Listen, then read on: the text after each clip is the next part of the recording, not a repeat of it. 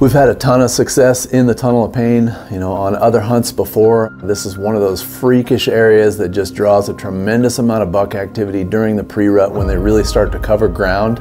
Looking for does, this is the kind of spot you can see 8 or 10 bucks in one hunt.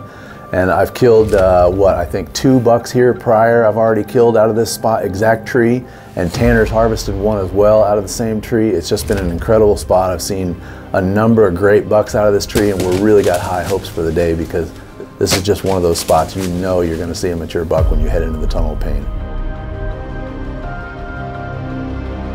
I originally named it the Tunnel of Pain because the access to it is 350, 400 yards up a small creek that is all just cobbles and pebbles and stuff. Most of the time I hunt it in the morning because it's a deep timber stand and I'm expecting deer to come back in off the ag fields around it. And so you're trying to sneak in the morning, you know, it's frosty and frozen. A lot of times there's ice on that creek and you're trying to creep 350 yards up this creek and get to this stand, and it's just an exercise, and you just feel like you're making so much noise and you're just ruining everything. So you just try and creep in there, so it's really an exercise in pain, and that's why we named it that. It's an amazing spot of all thick honeysuckle bedding area. The whole timber in that area is a series of ridges, and there must be 5 or 6 ridges that all lead down to the Tunnel of Pain. So it's kind of in a bottom, so the wind's got to be absolutely perfect in this spot.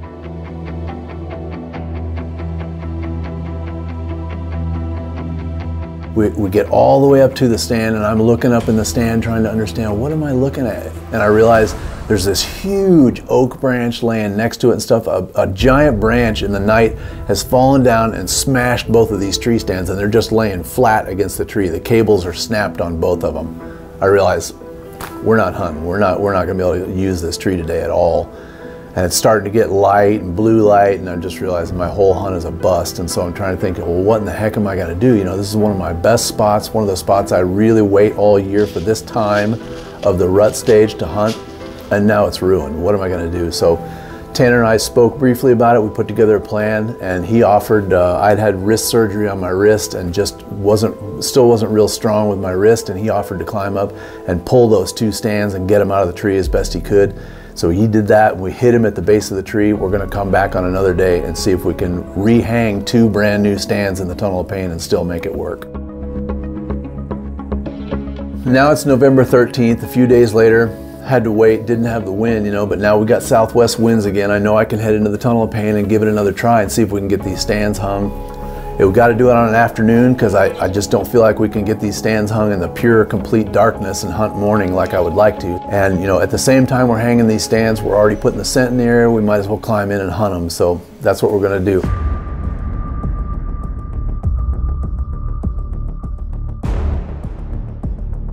When we're thinking about calling strategy, I know that there's bucks that are tending now, and there's still bucks that are searching and trolling.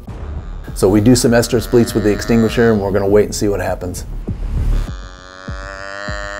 So it's just been a couple, 3 minutes. Tanner and I are looking around. We're trying to figure out, has any buck heard this? Or is there anything approaching? Are there any deer around? Is anything going on? Bang, up the hill I look, and I see a mature buck coming down the hill towards us.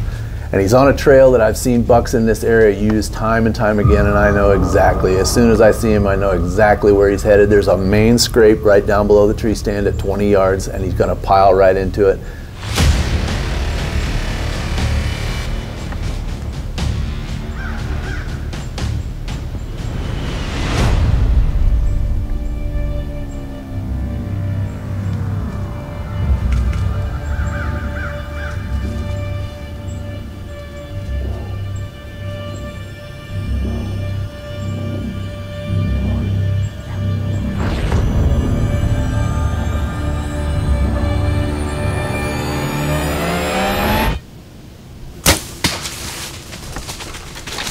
He's done. Listen. Oh my God. Dude, do you believe that just happened? What was it, two or three estrus bleats from the extinguisher? Oh my God. The flood of emotion that came over me, you know, after killing that buck was just absolutely amazing. I can't even hardly describe the feeling. I just felt like, did this really happen? I mean, how on earth did this all come together for this to happen on this day.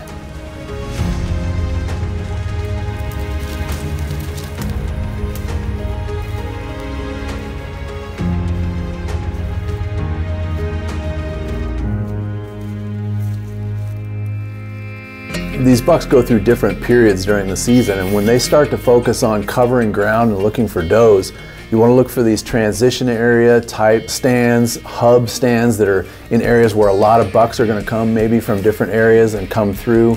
Ravine head funnels are great, but the Tunnel of Pain is a hub stand where these ridges all lead down to it. We kind of accentuated that through time by blocking certain trails and trying to make sure the deer wouldn't get around us, so everything kind of happens out in front of us.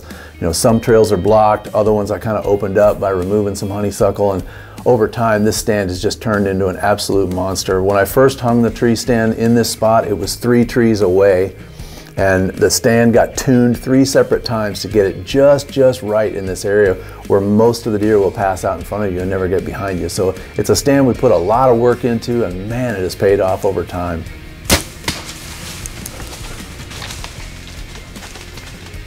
Well, 2 estrus bleats from the extinguisher today, and here this buck was in, lockdown phase, looking for does, and he bought it. He came right to the base of the tree. So one of the big keys to this hunt for sure is the really tough, difficult, but almost perfect access of getting to this Tunnel of Pain tree stand. Sneaking up this creek down below the banks and sneaking in there where they just can't see you, and you're down in all this honeysuckle, and the wind's got to be absolutely perfect in this stand. It has to be southwest, nothing but, and it can't be too strong. If it's over 15 miles an hour, it swirls.